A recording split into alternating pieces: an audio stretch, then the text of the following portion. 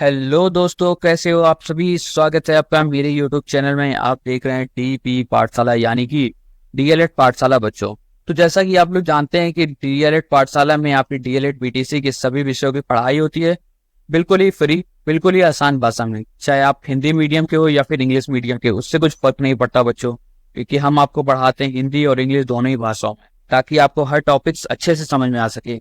अगर आप ढूंढ रहे हो कि डीएलएड के सभी विषयों के सटीक, सरल और पूरी तरह से नोट्स आधारित वीडियोस, तो आप बिल्कुल सही चैनल पे आ गए हो। चैनल को सब्सक्राइब कर लें, वीडियो को लाइक कर दें, शेयर करें, एक दूसरे को कॉलेज ग्रुप में शेयर कर दिया करें, और हमारा टेलीग्राम चैनल DLED_ पाठशाला को ज्वाइन कर लें। वहां पे आपको फ्री में नोट्स मिल जाएंगे, ठीक है। अगर आपको हैंड रिटन नोट्स चाहिए होगा तो भी आप हमें बताइएगा, हम आपको हैंड रिटन नोट्स भी आपको प्रोवाइड कर देंगे, ठीक है बच्चों। तो चलो फिर बिना किसी देरी के स्टार्ट करते हैं आज का लेक्चर। आज हमारी कंप्यूटर की लास्ट क्लास है, समझे, अंतिम क्लास है। आज हमारा सिलेबस पूरा कंप्लीट फिनिश हो जाएगा, पूरा हो जाएगा अच्छे तरीके से। हमने पूरा कवर कर लिया है। इसमें आप 25 में 25 आएगा, इससे बाहर आएगा ही नहीं क्वेश्चन, ठीक है। तो चलो बच्चे स्टार्ट करते हैं लेक्चर हम लोग का, पढ़ते हैं। पहले रिवीजन कर लेते हैं कि लास्ट क्लास में हमने क्या पढ़ा था, और फिर आगे की क्लास हम लोग कंटिन्यू करेंगे, ठीक है। आगे आप लोग बता दीजिएगा कि आप लोगों को कौन सा सब्जेक्ट पढ़ना है, क्योंकि हमने बाल विकास खत्म कर दिया और कंप्यूटर खत्म कर दिया है। मैं सोच रहा हूँ कि सब्जेक्ट 2 जो है आपका, उसको स्टार्ट करते हैं, ठीक है, क्योंकि वो भी 50 नंबर का रहेगा, है कि नहीं बच्चों। तो जैसे बाल विकास एवं सीखने की प्रक्रिया हमने खत्म कर दी 50 नंबर का, उससे बाहर कुछ नहीं आने वाला। आप लोग प्लेलिस्ट हमने बना दी है, आप लोग मेरा चैनल खोलिएगा, प्लेलिस्ट खोलिएगा, वहां जाकर के आपको सारी क्लासेस मिल जाएंगे, ठीक है।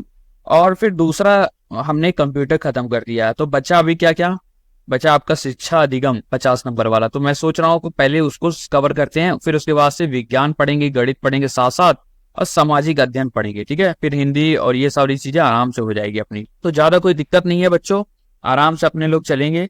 मंडे से आप बोलिएगा तो मंडे से स्टार्ट करेंगे, 2-2 क्लास स्टार्ट कर देंगे, ठीक है। आपकी सुबह हम वो कर देंगे एक शिक्षा अधिगम की, और शाम को हम गणित कर देंगे या विज्ञान कर देंगे, इन सब में से, ठीक है। तो चलो बच्चों बिना किसी देरी के स्टार्ट कर लेते हैं। पहले अभी रिवीजन कर लेते हैं।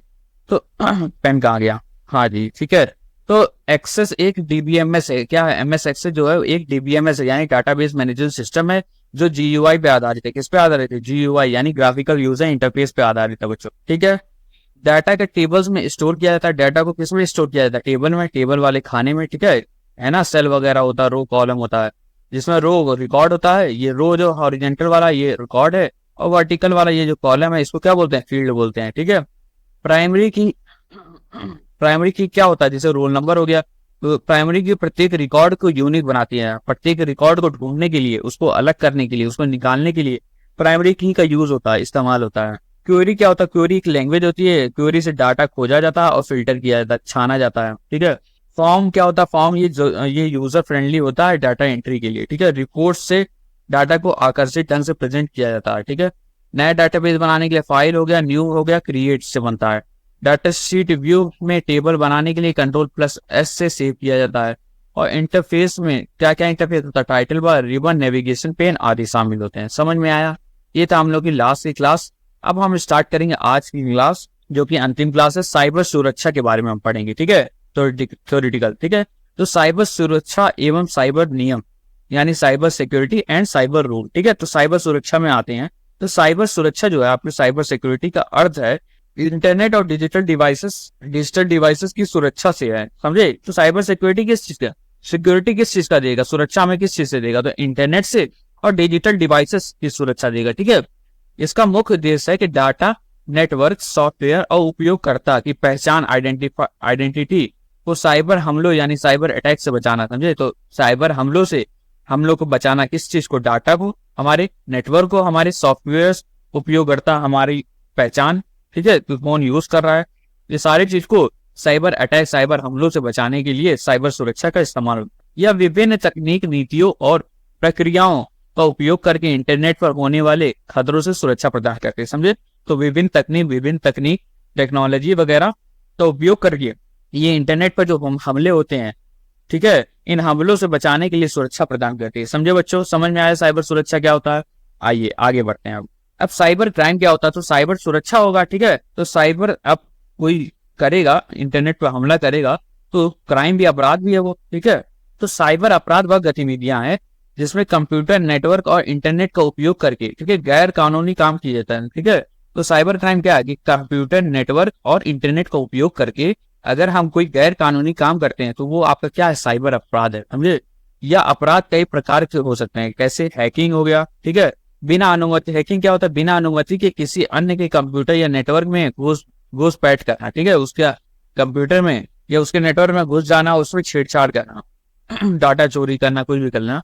वायरसेस, कंप्यूटर को नुकसान पहुंचाने वाले प्रोग्राम का उपयोग, ठीक है, वायरस बनाइए और दूसरे का कंप्यूटर खराब करती है तो ये भी आपका साइबर अपराध में आता है। ठीक है, डाटा चोरी, डाटा थेफ्ट, किसी को निजी जानकारी या डाटा को बिना अनुमति चुराना, ठीक है, बिना किसी की अनुमति के किसी का डाटा चुराना आपका साइबर अपराध है बच्चों। फिशिंग, फिशिंग क्या होता है, नकली वेबसाइट्स और ईमेल के माध्यम से व्यक्तिगत जानकारी चुराना, पैसे चुराना, ये वगैरह वगैरह वगैरह, ये सारी आपकी, ये क्या, फिशिंग भी आपकी साइबर अपराध है बच्चों। समझ में आया।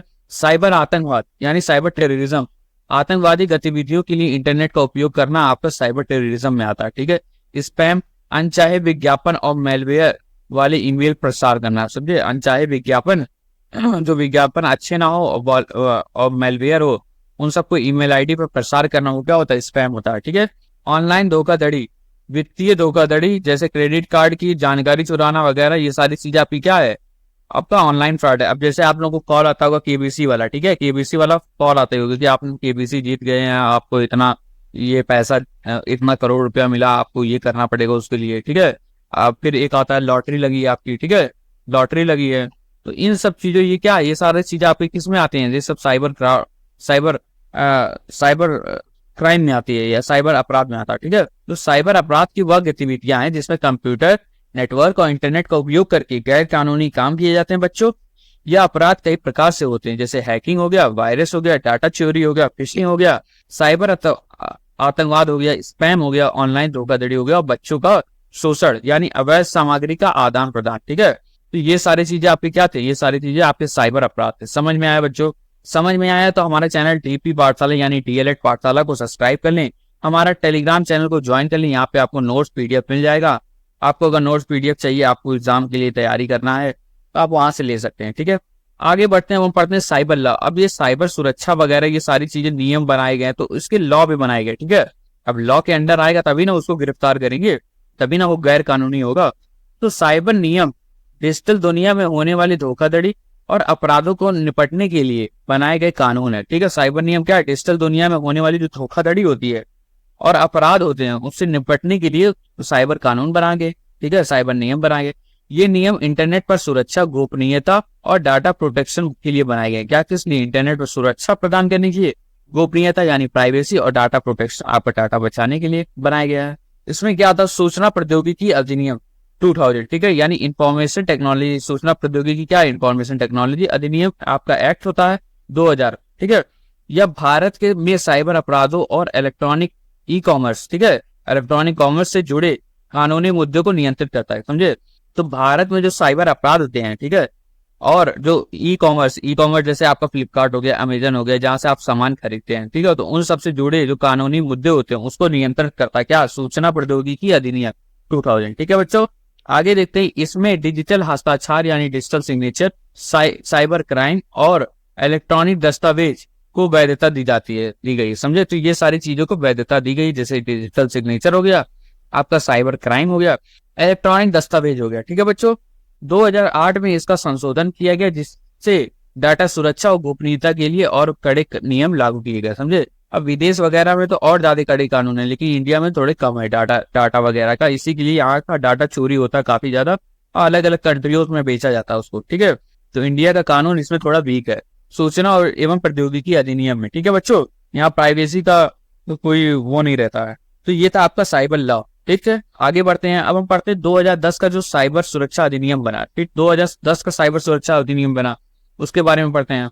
तो 24 मार्च 2010 को यह विधेयक पारित हुआ। कब हुआ, 24 मार्च 2010 को एक विधेयक पारित हुआ। इसका मुख्य उद्देश्य था साइबर स्पेस की सुरक्षा को बढ़ाना और साइबर अपराधों को रोकना। समझे, अब साइबर अपराध रुक ही नहीं रहते हैं और बढ़ते जा रहे थे, नई नई टेक्नोलॉजी आती रहती है, हैकिंग वगैरह। ठीक है, तो उसको रोकने के लिए फिर से एक अधिनियम लाया गया साइबर स्पेस की सुरक्षा करने के लिए और साइबर अपराधों को रोकने, 24 मार्च 2010 में। ठीक है, इसमें विभिन्न साइबर हमलों जैसे हैकिंग, वायरस, मालवेयर डाटा चोरी से निपटने के लिए सख्त प्रावधान बनाए। ठीक है, तो विभिन्न साइबर हमलों से बचने के लिए प्रावधान बनाए गए। ये आपका क्या था, 2010 का साइबर सुरक्षा अधिनियम था। ठीक है बच्चों, अब हम पढ़ते हैं साइबर सुरक्षा के मुख्य उपाय। क्या उपाय हैं साइबर की मेजर फॉर साइबर सिक्योरिटी। अब साइबर जो हमले होते हैं उससे हम कैसे बच सकते हैं, तो उसके उपाय क्या है। तो पासवर्ड जो है, आप कोई भी पासवर्ड बनाइए तो स्ट्रांग बनाइए, बहुत मजबूत पासवर्ड बनाइए।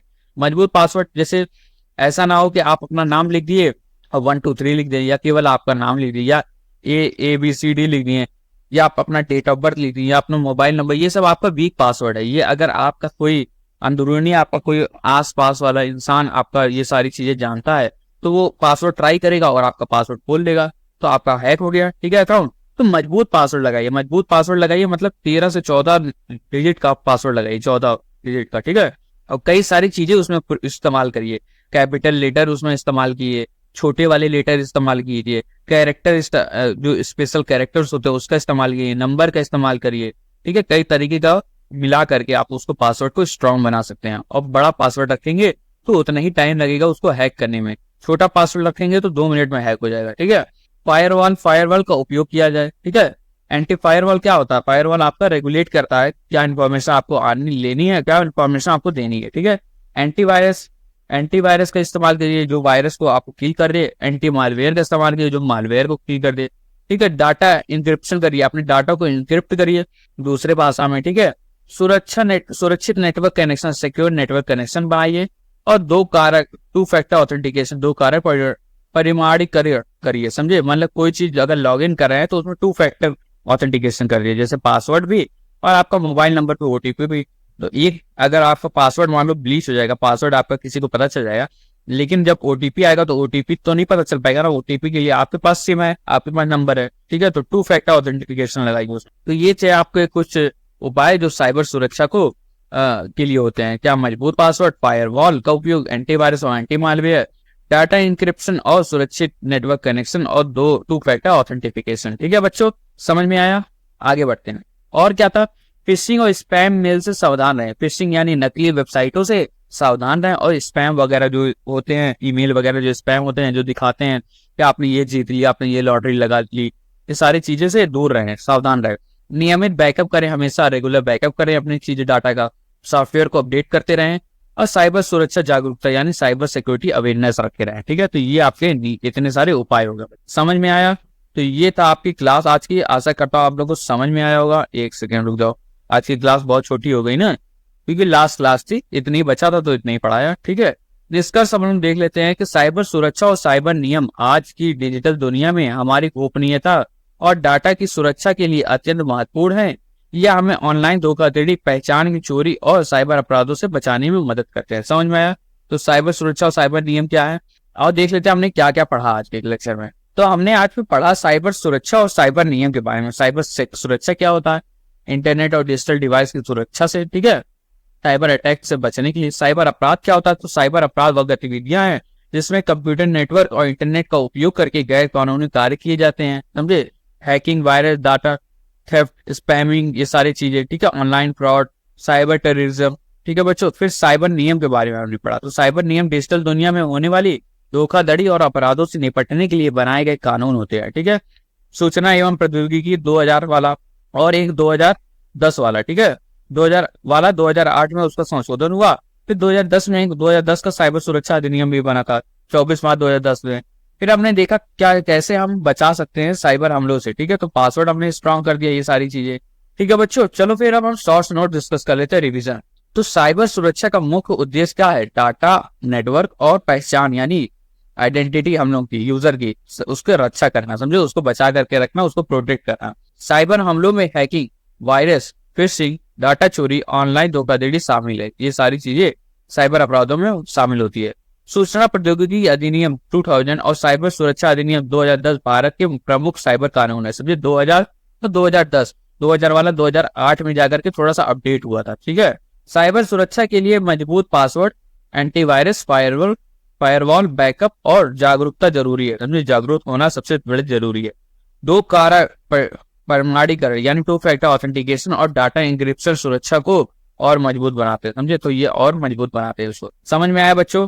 तो ये थी आपकी आज की क्लास। आशा करता हूं आप लोगों को समझ में आया होगा कंप्यूटर। कंप्यूटर में हमने सारा चीज कवर कर लिया है। इसमें जितना मैंने पढ़ाया, जितना हमारा नोट्स है, उसके हिसाब से अगर आप पढ़ोगे तो 25 में से 25 आप निकाल लोगे। ठीक है, इससे बाहर आपको कुछ नहीं आने वाला है। हम लोग इसका मैराथन भी स्टार्ट करेंगे जब एग्जाम आने लगेगा, प्रीवियस ईयर क्वेश्चंस भी स्टार्ट करेंगे, सब चीज देखेंगे, अच्छे से कवर करेंगे, ऑब्जेक्टिव्स भी कवर करेंगे जो 1 नंबर वाले क्वेश्चंस होते हैं। ठीक है, तो आशा करता हूँ बच्चों आपको वीडियो पसंद आई होगी। कंप्लीट सिलेबस ये हो गया है।